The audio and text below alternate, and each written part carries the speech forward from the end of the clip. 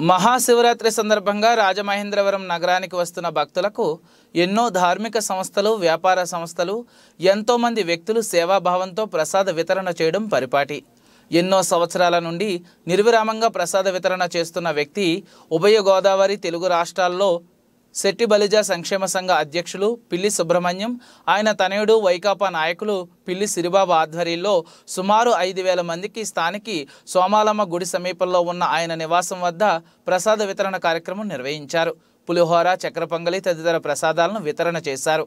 ఈ కార్యక్రమంలో పిల్లి గంగాధర్, పిల్లి విష్ణుకుమార్, బాబీ, స్వరూప్, ఫ్రెండ్ సర్కిల్ పాల్గొన్నారు.